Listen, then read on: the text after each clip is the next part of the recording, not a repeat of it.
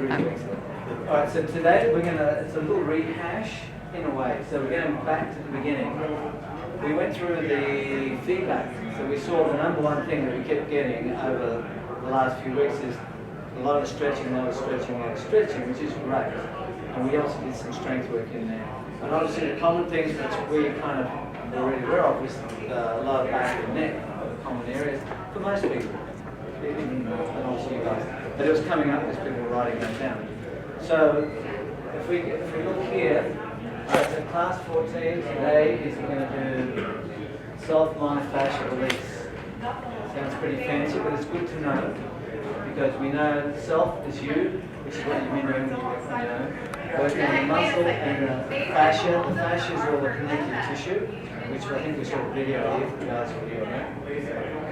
And then release. So it's not work. Oh, I feel like not in there. How do we release it? And the most simple thing is to use a softball or any type of ball under the feet or anywhere else. So we're going to run through a whole series. We can start with the calf. The ball's a bit big. Ideally, we start with the feet. I only have two of those little ones in there. But so we'll just start with calves, and we're going to work up through the body. And we're going to talk you through the whole lot.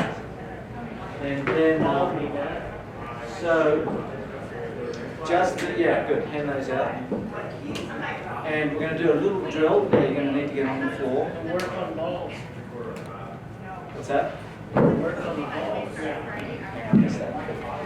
Crack your joke. We're going to work on the balls. Work on the balls, yeah. So before we even start on that, I want you to do a drill with your fingers. So put your two hands together like this. And there's a theory for muscle work or how that moves. It's called the sliding filament theory. So they're not 100%, but this is what gets taught to you at school or college, right? With anatomy.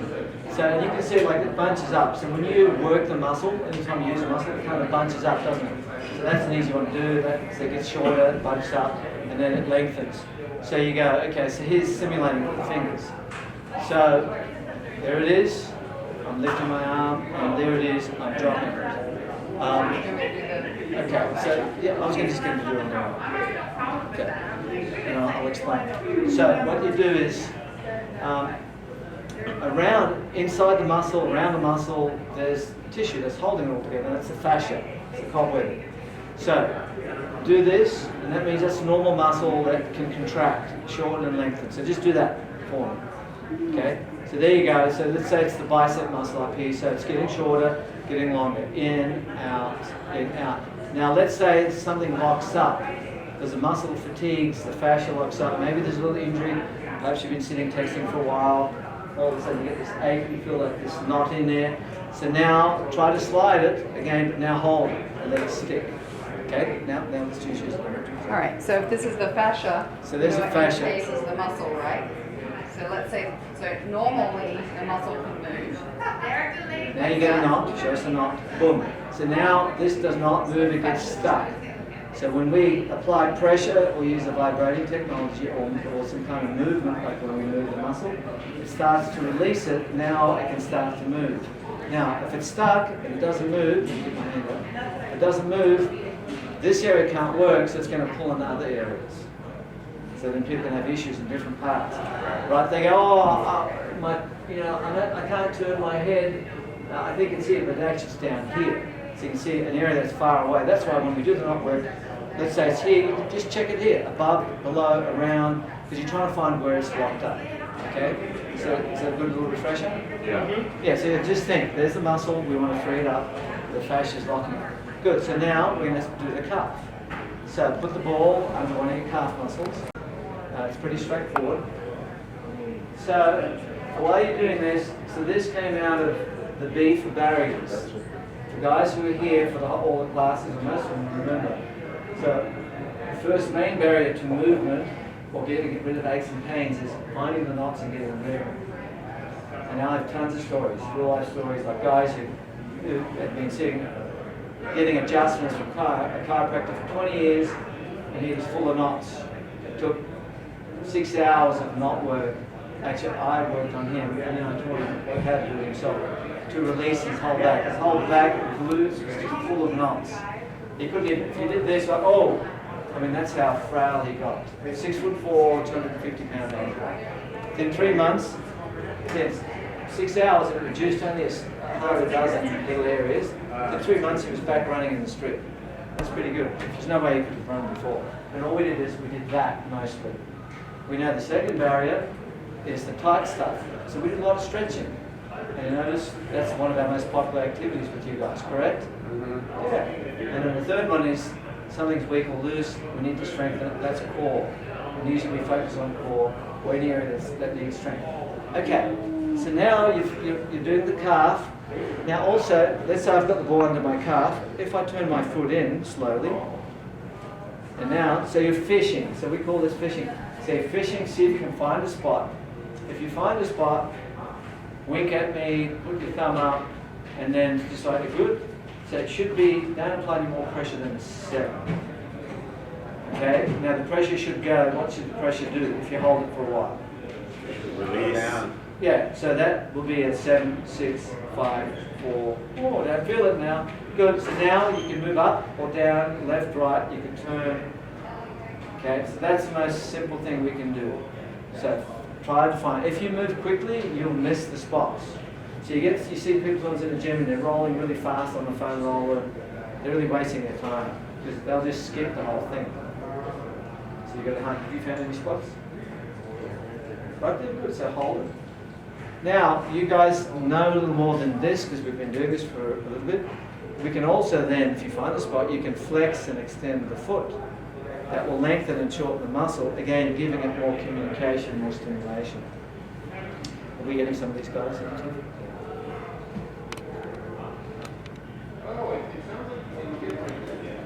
So do one leg, do the other. Now, if you have any questions as you do it, just call out. Tracy and I are here. Then we're going to do thighs. Then we're going to do inner thighs. So there's a common area between the knees that can affect knees. We'll check that. And of course, we work the breathing.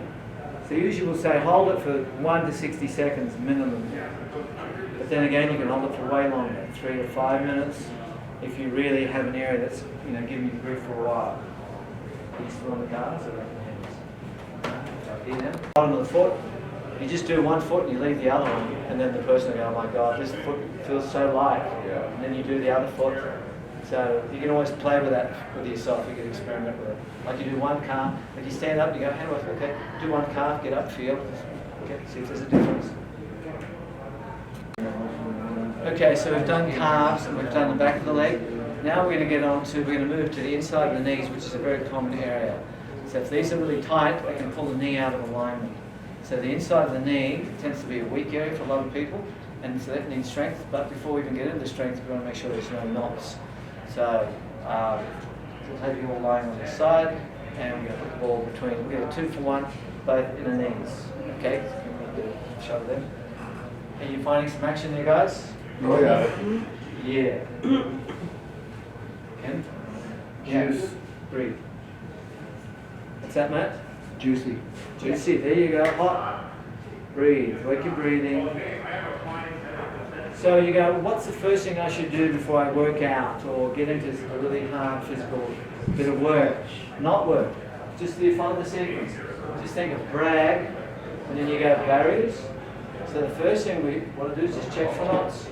And if you know your areas, so we go, oh yeah, I always have one on the right side of the hip. So okay, go straight to that. Someone else might go, oh, my left calf just gives me help because my left leg is shorter than my right. So everyone gets to know their own personal bits and pieces.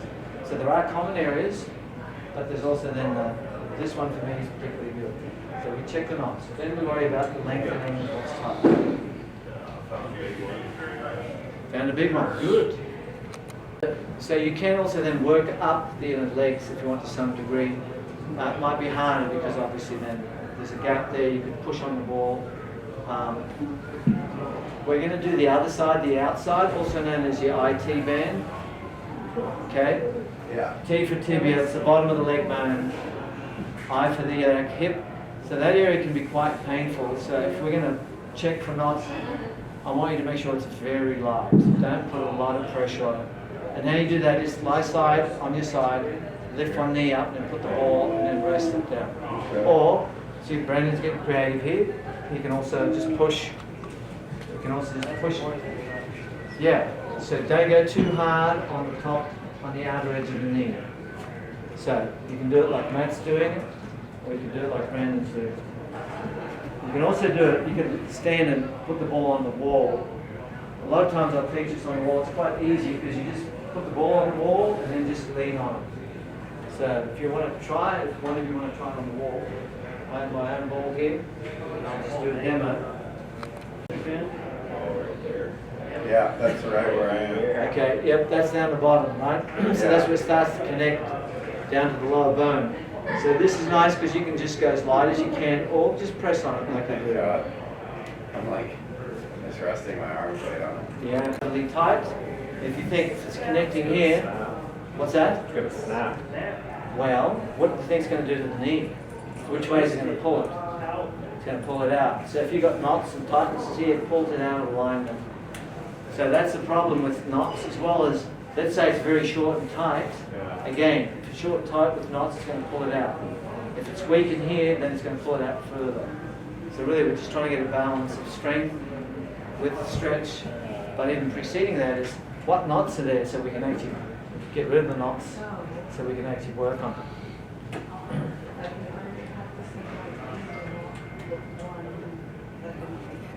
Radiographer. Wanted to lose a whole bunch of pounds, wanted to lose 35 pounds. Okay, so when she lost 15 pounds, I put a weight vest on her, which was a 15-pound vest. So now she was 15 pounds lighter. And now I had to just do some of the stuff that she normally does. Since she lost weight, she couldn't believe the pressure on her They joints. say fat people are strong, and they can carry around all that weight. Yeah, there's a lot of stress on the joints, but also on the internal organs, which is not good. But you are right, they have to be strong. They have to be strong to carry all that weight. Must be bad.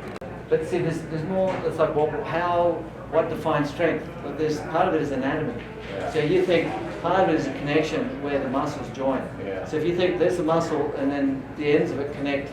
If I have, if I'm trying to lift this weight here, if I have a piece of rope going from here to here, or here to here, which one's going to be easier? Which one's going to do less work? Here to here or here to here? That's where longer one. Which one's going to work harder? If my muscles are attached here or from here to here? When the longer one's gonna have to work harder. No, this one's going to be easier. Really? Yeah, because then it's what's that? If you're, You have your moment arm. if you're curling. Yeah, it's I'm lifting less of a thing. From here, I'm lifting all this weight. Oh, that's From The here, shorter I'm level. pulling from here. That's why you hold your arms nice and straight when you do the curl, you know, so you get that full range. extension. Yeah, so the point I'm making is So you sometimes. stretch your biceps out and make them longer instead of. Yeah, you could do short ones, but you also need to do long ones, like you're saying for lengthening.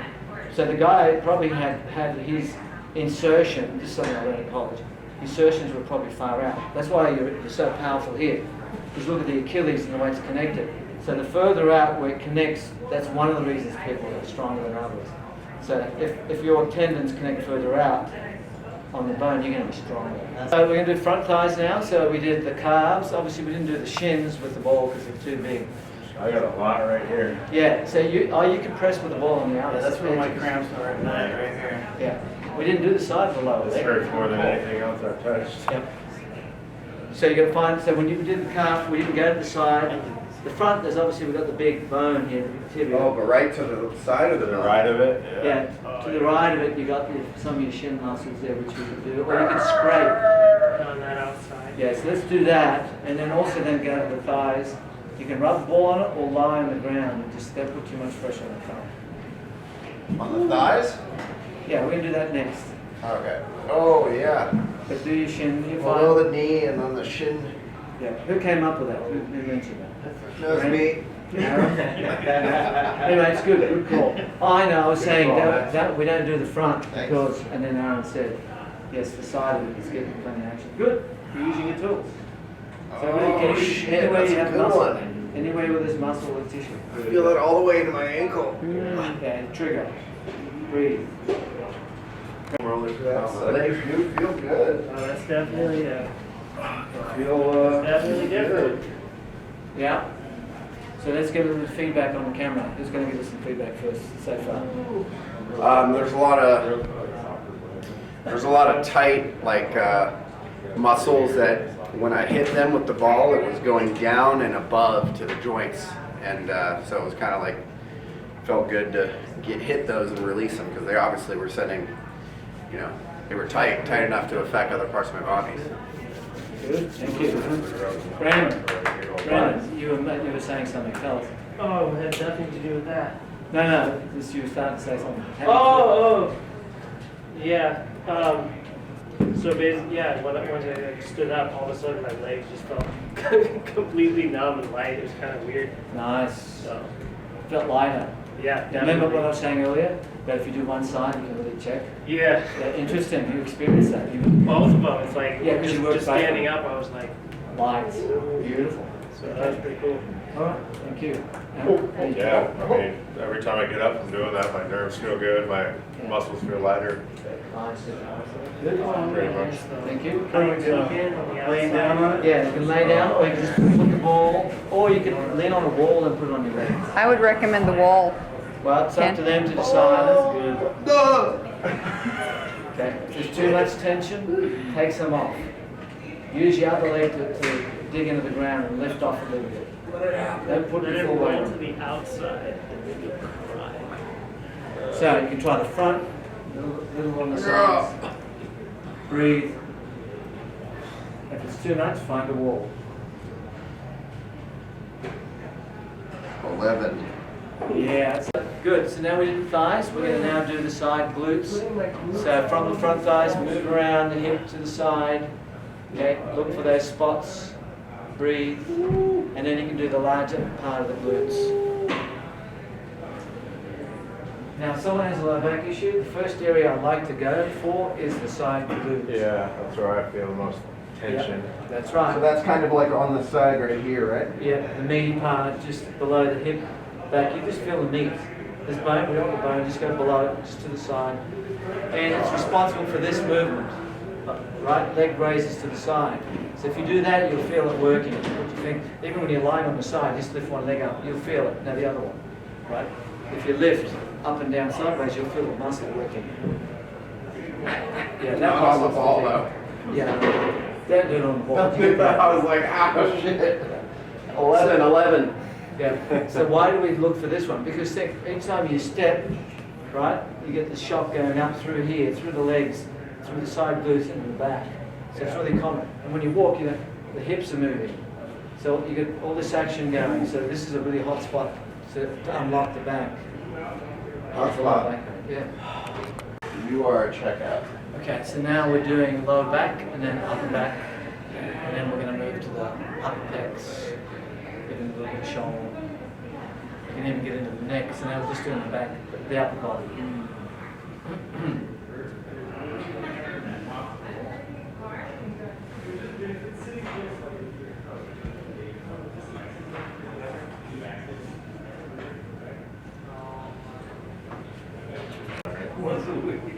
My shoulders need like a lot of extra. So how long are you supposed to drink water afterward?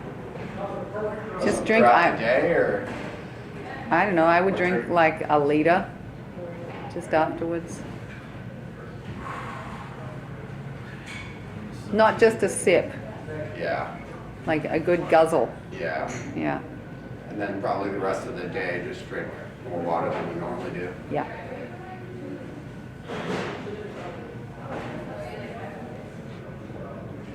Yeah, go again. What were you saying, Ken? About 3 weeks? Organically, Ken. You know, camera. What happened? It worked. Now, what did you say about 3 weeks? My neck has been locked. Yeah. For how long? A good month. And what did you do today? What are you doing there? Tell us what you said before. I worked out the knots. Good. You got a release? Yeah. Good, there you go. Good man. Okay, so what you're going to do next is, so we work the back all the way up, shoulder blades, some of you did neck. Now let's do a little bit of the front, so we'll do the opposite. Pec minor, so it's up higher. Just in line with the shoulder and down a little bit. Just do some of the pecs up in that area. And let me know if you're finding any spots. Yes? My thumb was twitching. Your thumb was twitching, all right. That's a trigger and a half, isn't it? Yeah. Yeah, put that down. Yeah, I feel it coming down my arm. Yeah, interesting. See this, like I was saying, this thumbs at the way. Okay, so the whole point we're trying to make here is you can work your whole body with the ball. So we started from the bottom of the legs all the way up. Yep, and then work front and back, sides.